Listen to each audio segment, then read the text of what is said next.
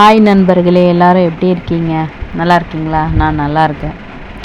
பார்த்தீங்களா, நான் இப்போ ஒரு சோப்பு காமிச்சிட்ருக்கேன்ல, இது வந்து என் பொண்ணுக்காக வாங்கினேன்னா கொஞ்சம் கருப்பாக இருக்கா அப்படின்னு சொல்லிட்டு. இந்த சோப்பு கூட முடியறதுக்கு வந்துடுச்சு. இது 400 போட்டு வாங்கினேன். ஆனால் இந்த சோப்பில் ஒரு இம்ப்ரூவ்மெண்ட்டும் இல்லை. இந்த வீடியோவில் வர அந்த பொண்ணு பார்த்திங்கன்னா அட்வர்டைஸ்மெண்ட் பண்ணிகிட்டு இருந்தா. ஆக்சுவலாக வந்து எனக்கு வாங்குகிற இன்ட்ரெஸ்ட்டே இல்லை. பட் ஆனால் அந்த லேடி வந்து சொன்னாங்க, ஒரு ஃபேஸ்புக்கில் ஒரு டைம் சொல்லியிருந்தாங்க, நிறைய பேர் வந்து கெடுக்கிறாங்க. ஒரு ப்ராடக்டை வந்து லான்ச் பண்ணி அதை வந்து மக்கள்கிட்ட கொண்டு சேர்க்கறதுக்கு எவ்வளோ கஷ்டப்படுறோம்.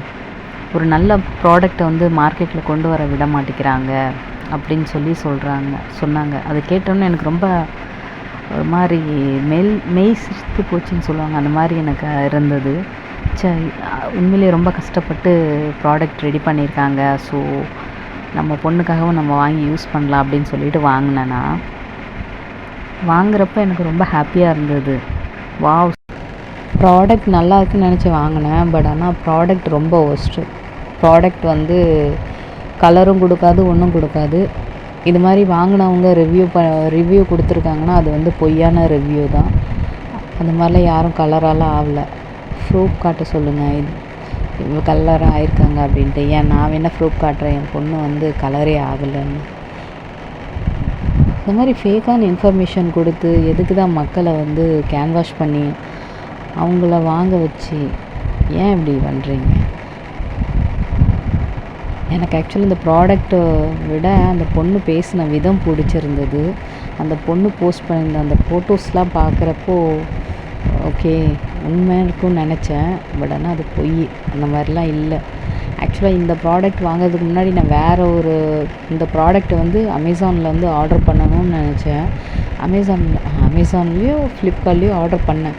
பட் ஆனால் அந்த வேறு ஒரு சோப்பு வந்தது, இதே மாதிரி தான் வந்தது. பட் ஆனால் அது வந்து 200ல் 1+1 ஆப்ஷன் 1+1 கிடச்சிது. பட் இதே நேமில் தான் இருந்தது.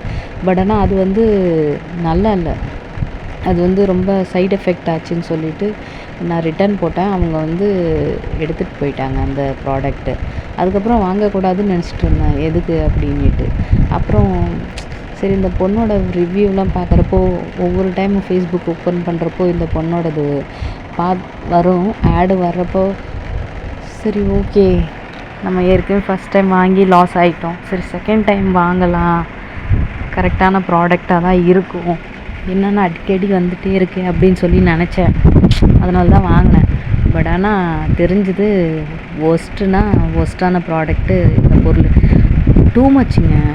அந்த 400க்கு ஒர்த்தே இல்லை அந்த சோப்பு. அட்லீஸ்ட் டவ் சோப்பு 200 வாங்கியிருந்தா கூட ஒர்த்தாக இருந்திருக்கும்.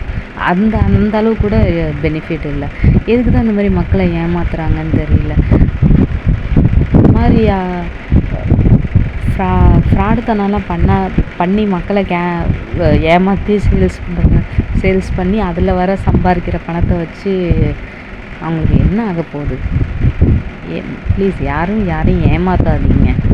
உண்மையாக ஒரு ப்ராடக்ட் வந்து நல்லா இருந்ததுன்னா ரிவ்யூ பண்ணுங்கள், மக்களை வாங்க வைங்க. ஸ்பான்சர்ஸுங்க எடுக்கிறப்போ நல்ல ப்ராடக்டாக இருந்தால் மக்களுக்கு வந்து சொல்லுங்கள். மக்கள் தப்பான ப்ராடக்ட் வாங்கி பைசா வேஸ்ட் பண்ணிடாதீங்க. பணம் சம்பாதிக்கிறது எவ்வளோ கஷ்டம், அதை வந்து இந்த மாதிரி சில்லியான விஷயத்துக்கு வேஸ்ட் பண்ணிடாதீங்க. நான் வேஸ்ட் பண்ண மாதிரி எனக்கு கிடைச்ச அனுபவத்தை தான் உங்கள்கிட்ட நான் ஷேர் பண்ணுறேன். என் ஃப்ரெண்ட்ஸுங்களும் நீங்களும் தெரிஞ்சுக்கிடணும் அப்படின்ட்டு. என் ஃப்ரெண்ட்ஸுக்கு 2-3 பேர் கேட்டாங்க, இந்த மாதிரி ஏமாற்றி சேல்ஸ் பண்ணுறவங்களாம் என்ன பண்ணலாம், கமெண்ட்டில் சொல்லுங்கள். என்னோடய எக்ஸ்பீரியன்ஸை நான் சொல்லிட்டேன். உங்களோட ஒப்பீனியனை எனக்கு கமெண்ட்டில் சொல்லுங்கள். அடுத்த வீடியோவில் சந்திக்கலாம். பாய்.